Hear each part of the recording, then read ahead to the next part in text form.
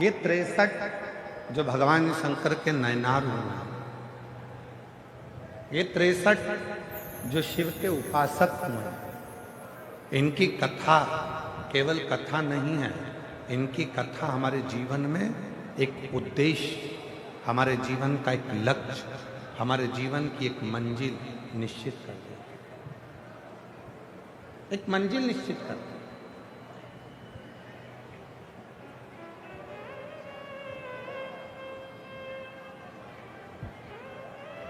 ये 63 नैनारों की जो कथा है, ये हमारे जीवन में एक बल उत्पन्न करती है, हमें बल देती है, हमें अविरल भक्ति प्रदान करते हैं। क्यों? ये मीराबाई की कथा, कनमाबाई की कथा, नामदेव जी की कथा, तुकाराम जी की कथा, रामकृष्ण परमहंस जी की कथा, श्री रामानंद स्वामी जी की कथा, निम्बाकाचार्य जी की कथा, श्रीमद् वल्लभाचार्य जी की कथा, ये जितने भी भारत की भूमि के जो संत हुए हैं, इनकी संतों की कथा हम क्यों सुनते, क्यों श्रवण करते, जिससे हमारे भीतर भक्ति प्राप्त हो, भक्ति का बल बढ़े। पर सुनोगे तो ही तो भक्ति का बल बढ़ेगा। जिसने जिंदगी में सुन लिया, उसी ने जिंदगी में बहुत कुछ कर लिया, और जो सुनकर ही नहीं चला तो उसने अपनी जिंदगी को केवल बर्बाद कर दिया, सुने ही नहीं। पर क्या सुनना है, कैसे सुनना है, और क्या सुनकर अपनी जिंदगी में उतारना है, ये आपको आना चाहिए। ये कोई सिखाने वाला नहीं होगा आपको कि आपको क्या सुनना है और क्या नहीं सुनना, और क्या अपनी जिंदगी में उतारना। अयोध्या में एक थी मंथरा, लोग कहते हैं उसने कैकेयी की बुद्धि बिगाड़ दी। शिव महापुराण की कथा श्री रामचरितमानस का छोटा सा संवाद लेकर चलती है। ऐसा नहीं कि राम कथा शिव महापुराण में नहीं है, छोटा सा संवाद रामचरितमानस का शिव महापुराण में वर्णन आता है। एक मंथरा अयोध्या के राज्य को डिगाने के लिए मंथरा ने केवल कैकेयी के कान नहीं भरे, मंथरा सबसे पहले गई कौशल्या जी के पास। कौशल्या जी को अपशब्द कहे कैकेयी के बारे में, सुमित्रा के बारे में। जब कौशल्या जी के कानों में बात नहीं ठहरी, तब वो मंथरा गई सुमित्रा जी के पास।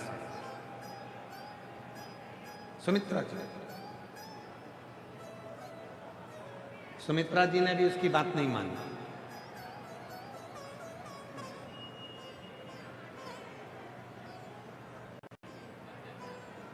माता सुमित्रा भी उसकी बात नहीं मानी।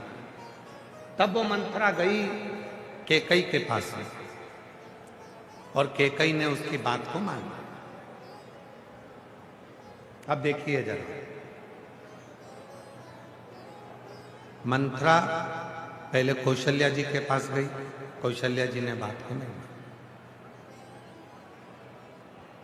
मंथरा फिर सुमित्रा जी के पास गई, सुमित्रा जी ने बात को,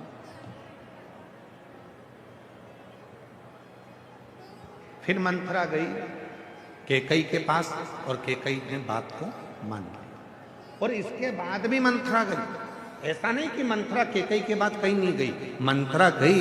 जब भरत जी अपने नाना के घर से आए तो मंथरा उनके पास भी गई, और जो भरत जी के पास जाकर मंथरा ने बोलना चालू करा तो भरत जी को गुस्सा आया और मंथरा को उठाकर पटक दिया। उसने नहीं सुना, भरत जी ने भी नहीं सुनी, कौशल्या जी ने भी नहीं सुनी, सुमित्रा जी ने भी नहीं सुनी। सुनी तो केवल एक ने सुनी, वो कैकेयी ने सुनी।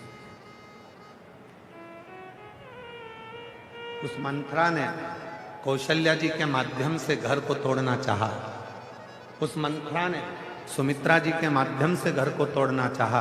उस मंथरा ने देख लिया कि जब कहीं काम नहीं चला तो कैकेयी के पास भी गई, वहां जाकर कान भरे, वहां जाकर थोड़ा सा कानों में जहर घोला और उसने घर को तोड़ दिया। शिव पुराण कहती है, एक मंथरा वो घूमती ही रहती है। ऐसा नहीं है कि भीलवाड़ा में नहीं आए। एक मंथरा है, वो घूमती रहती है, वो भीलवाड़ा भी आएगी।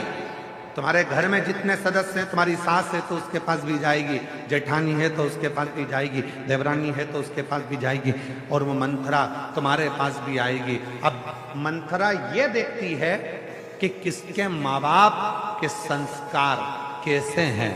कौशल्या जी के माता पिता के संस्कार समझ में आए, सुमित्रा जी के माता पिता के संस्कार समझ में आए, और कैकेयी जी के माता पिता के संस्कार सामने आए। वो मंथरा आई।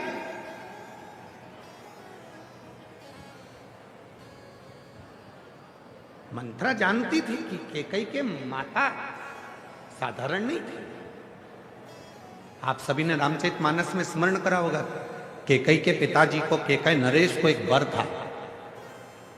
कैकेयी नरेश को एक वर था, कोई पक्षी अगर आपस में बात करेंगे तो वो सुन लेते थे कि बात क्या कर रहा है। कोई पशु आपस में बात करते थे तो वो सुन लेते थे कि बात क्या कर रहा है। कोई जीव जंतु आपस में बात करते थे तो कैकेयी नरेश को मालूम पड़ जाता था कि बात क्या कर रहे हैं। ये वर कैकेयी नरेश को था, और कैकेयी नरेश को वर के साथ में एक और वचन था, कैकेयी नरेश तुम पक्षियों की बात सुन लोगे, तुम पशुओं की बात सुन लोगे, तुम जीव जंतु की बात सुन लोगे, पर तुमने अगर किसी को बता दिया कि ये पक्षी आपस में क्या बात कर रहे हैं, उसी दिन तुम्हारे प्राण छूट जाए, उस दिन तुम मर जाओगे, तुम्हारे प्राण चले जाएंगे। कैकेयी नरेश ने वचन दे दिया कि मैं इस बात को किसी को नहीं बताऊंगा। कैकेयी नरेश आराम से रहने लगे। समय बीत गया। एक दिन अपनी पत्नी के साथ में कैकेयी नरेश माता कैकेयी की माता के साथ में कैकेयी नरेश अपनी पत्नी के साथ में भ्रमण को चले, और दो पक्षी आपस में बात कर रहे थे, और कैकेयी नरेश उनको सुनकर हंस दिया। तो कैकेयी की माता ने उनसे कहा, आप क्यों हंसे? पति ने कहा, ये दोनों पक्षियों की बात सुनकर हंसा। तुम बात जानते हो? हाँ। मुझे बताओ कि आखिर हंसे क्यों? कैकेयी नरेश ने कहा, मैं बता नहीं सकता, अगर मैंने तुझे बता दिया तो मैं अभी के अभी मर जाऊंगा।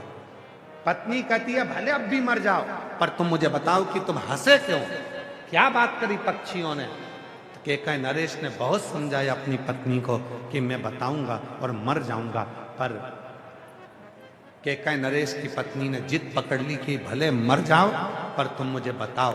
तब कैकेयी नरेश ने दोनों पक्षियों की बात जैसे ही अपनी पत्नी को बताया, बताते से कैकेयी नरेश के प्राण छूट गए, मर गया। मंथरा जानती थी माता पिता के संस्कार एक ऐसे संस्कार होते हैं जो जीवन में हमेशा अपने भीतर रहते हैं। इसलिए मंथरा आएगी, तुम्हारे को भड़काने का प्रयास करेगी। बहू तुम्हारी गलत है, सास तुम्हारी गलत है, बेटा ऐसा है, बड़े बेटे ने ऐसा कर दिया, छोटे बेटे ने ऐसा कर दिया, उसने वैसा कर दिया, उसने वैसा कर दिया। ये मंथरा धीरे धीरे धीरे धीरे स्लो पॉइजन तुम्हारे कानों में देना प्रारंभ करेगी। और याद रखना, ये तुमने जो अगर मंथरा की बात को सुन लिया तो तुम्हारा घर टूट गया, फिर वो घर संभल नहीं पाया, फिर टूट कर ही रहता, टूट ही। अब कई लोग कहते हैं, गुरुजी मान लो कोई ने अगर हमारे कानों में आकर कुछ कह दिया और हमने सुन लिया और सुनकर हमारा घर टूट गया, तो उस घर को वापिस जोड़ना है तो क्या करना पड़ेगा? तो कितनी सुंदर बात कही है, लोहे को काटने के लिए लोहे का प्रयोग करना पड़ता, रोग को मिटाने के लिए दवाइयों का प्रयोग करना पड़ता। उसी तरह अगर तुम्हारा घर दूसरों के सुनने से बिगड़ा है तो तुम्हारा घर शिव महापुराण की कथा सुनने से सुधरना प्रारंभ हो जाए। सुनने से बिगड़ा, यदि घर सुनने से बिगड़ा है तो सुनने से ही सुधरेगा। दूसरे का कहना सुना, घर बिगड़ा। अब शिव पुराण सुनो, घर सुधरेगा, घर सुधरेगा। और ये बात केवल सहजता वाली विषय नहीं है कि रामचरितमानस शिव महापुराण में जब भगवान शंकर का विवाह माता पार्वती जी के साथ हो रहा था। हिमालय राज ने पूरा साज सजाया था, बहुत सारे कलश लगाए थे, तोरण द्वार लगाए थे, मंडप लगाए थे, पूरा साज सजा हुआ था, पूरा संपूर्ण साज। शिव जी का विवाह पार्वती के साथ।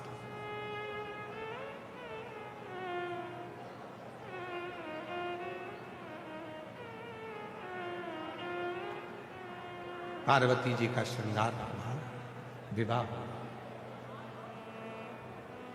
दूल्हा बनकर भगवान शिव भी गए। पार्वती जी के साथ उनका विवाह होने लगा।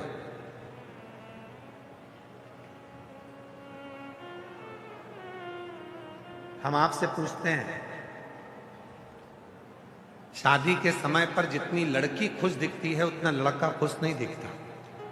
तुम पूरी दुनिया के दूल्हा और दुल्हन को देख लेना, और बल्कि स्टेज पर अगर लड़की ज्यादा खुश दिखती है तो पति का मुंह देखकर बेचारी वो भी मुसद्दी लाल हो जाती है, एकदम चुप। ज्यादा हंसूंगी, मुस्कुराऊंगी, अपनी बहनों से बात करूंगी, सहेलियों से बात करूंगी, इनका मुंह मेंढक की तरह लटका हुआ है तो मुझे भी ऐसे ही करना पड़े बोलती। चेहरा उतरा।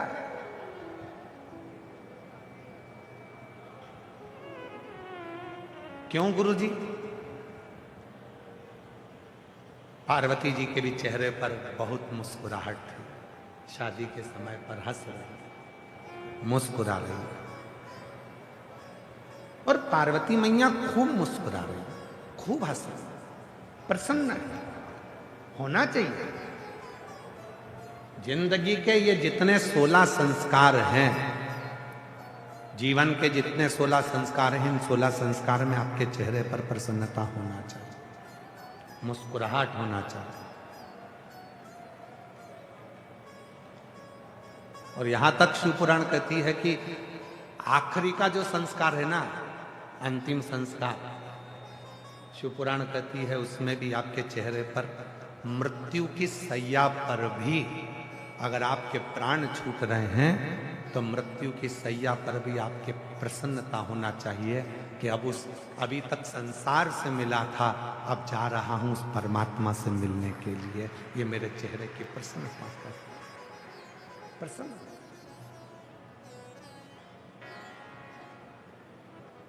पार्वती जी ने देखा कि शिव जी के चेहरे पर प्रसन्नता नहीं।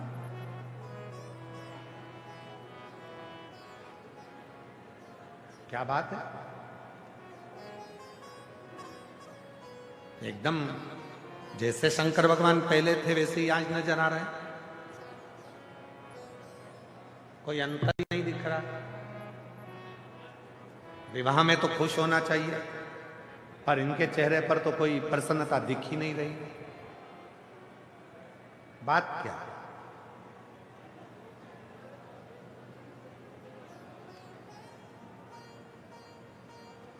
पार्वती जी ने धीरे से घूंघट की ओट में शिव जी से पूछा, क्या बात है प्रभु, आपकी हमसे शादी हो रही है, हमारी आपसे शादी हो रही है।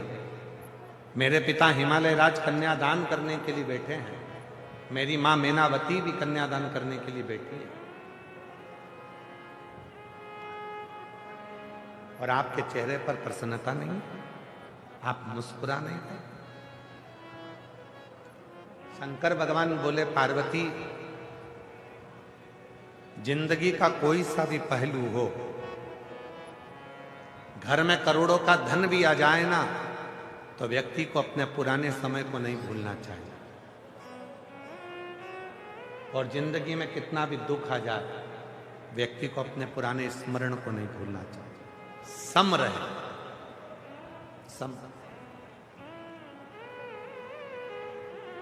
सम रहे, हाँ सम। मैं समझी नहीं। शिवजी ने कहा, पार्वती,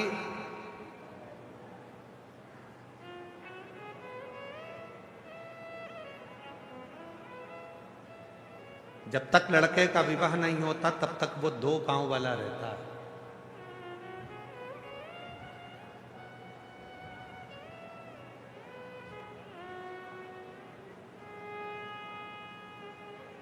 दो पांव का रहता है, कहीं पर भी जाता है, कहीं पर भी आता है, मानव का जीवन जीता है, खाता है, पीता है, रहता है। शादी हो गई, उसके साथ में दो पांव और जुड़ गए। अभी तक वो मानव था, अब चार पांव वाला हो गया, मतलब वो पशु हो गया। कितने पांव का हो गया? जम के बोलो। जिसके साथ वो फेरे ले रहा है, दो पांव उसके हैं, दो पांव पीछे पीछे जो चल रही है उसके हैं। अब वो चार पांव का हो गया, पशु हो गया। पशु का मतलब है अब उसके ऊपर भार आ गया, बोझा आ गया। गधे जैसा अब उसको बोझ ढोना ही ढोना है। पूरे परिवार को लेकर चलना है, सबको लेकर चलना है। अब उसके ऊपर भार आ गया।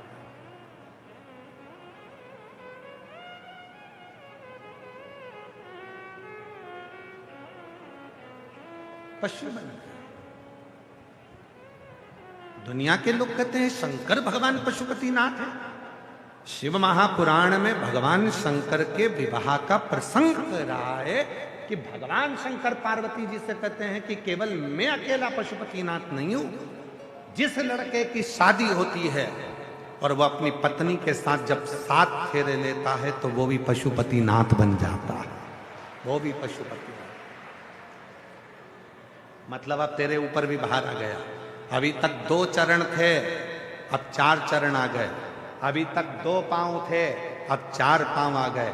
जब 4 पांव आ जाए तो समझ लेना कि बोझा ढोना चालू करना है, सबका वजन ढोना है। ससुराल वालों को भी झेलो और अपने परिवार वालों को भी झेलो। वो कुछ बोले उनको भी झेलो, वो कुछ बोले उनको भी झेलो। सारे रिश्ते, नाते, कुटुंब, कबीला, सब बोझा कंधे पर आ जाता। तो इतनी सी बात पे डर रहे हो? पार्वती जी ने कहा इतनी सी बात पे डर रहे हो? शंकर भगवान बोले इतनी सी बात पे नहीं डर रहा। 4 पांव के बाद में 6 पांव भी होंगे। समझ गए आप लोग? जम के तो बोलो जरा। 4 पांव के बाद कितने होंगे? 6 पांव। हमारे 2 बच्चे भी होंगे। और 6 पांव किसके होते हैं? शंकर भगवान अपनी शादी में जो ज्ञान दे रहे हैं वो संसार के एक एक व्यक्ति को उस ज्ञान को धारण करना चाहिए। जब तक तुम्हारे 2 पांव हैं, तुम मानव हो, इंसान हो, जा रहे हो, ला रहे हो, कमा रहे हो, एंजॉय कर रहे हो, खा रहे हो, दोस्तों के साथ बैठ रहे हो, घूम रहे हो, फिर रहे हो, सब कुछ है। पर शादी हो गई, 4 पांव हो गए। 2 तुम्हारे, 2 धर्म पत्नी के, 4 पांव हो गए। 4 पांव हो गए मतलब तुम्हारे ऊपर वजन, बोझ हो गया। पशु पड़ेगी, सबके लिए संभालना पड़ेगा, सबको जोड़ना पड़ेगा। इसके बाद में अभी 2 पांव और बढ़ने वाले हैं, मतलब तुम्हारे घर में 2 बच्चे होने वाले हैं। अब कितने पांव हो गए? मतलब एक बच्चा होने वाला है तो कितने पांव हो गए? 6। अब तुम्हारे घर में बेटा जन्म लेगा, बेटा जन्म लिया तो कितने पांव हो गए? 6 पांव। अब तुम्हारे घर में बच्चे 6 पांव हो गए। 6 पांव किसके होते हैं? मधुमक्खी के। 6 पांव किसके होते हैं? मधुमक्खी के। मधुमक्खी जैसे, मतलब अभी तक तुम इंसान थे, मनुष्य थे, मानव से अब तुम्हारे 4 पांव हुए, पशु बन गए। पशु से अब तुम घर में एक बेटा हो गया, उसके 2 पांव आ गए तो तुम मधुमक्खी हो गए। मधुमक्खी का मतलब होता है फूलों का रस लाते जाओ, छत्ते में डालते जाओ, कमाते जाओ, घर में भरते जाओ, कमाते जाओ, भरते जाओ, कमाते जाओ, भरते जाओ। इन औलादों के लिए भरते जाओ, इन परिवार वालों के लिए भरते जाओ। मतलब 6 पांव होते से तुम मधुमक्खी हो गए। भरते जाओ, भरते जाओ, भरते जाओ। अब 6 पांव के बाद 2 पांव और आने वाले हैं, बहुरानी। 6 पांव के बाद में 2 पांव और आने वाले हैं। अब कितने हो जाएंगे? जम के बोलो। 8 पांव। शंकर जी कह रहे हैं अपने विवाह में पार्वती जी को, एक समय ऐसा आएगा कि 8 पांव हो जाएंगे, बहू घर में आ जाएगी। 8 पांव किसके होते हैं? मकड़ी के। 8 पांव किसके होते हैं? मकड़ी के। शंकर जी कहते हैं जब 8 पांव हो जाएंगे इतना जाल बिछा लूंगा अपने व्यापार का, अपने घर का, पूरा जाल ऐसा बिछा लेता हूँ, खूब कमाता हूँ, खूब बढ़ता हूँ, खूब जाल बिछाया, फैक्ट्री, दुकान, घर, गाड़ी, बंगला, बच्चे, बच्ची, बहू, सबका जाल बिछा और एक दिन उसी जाल में फंस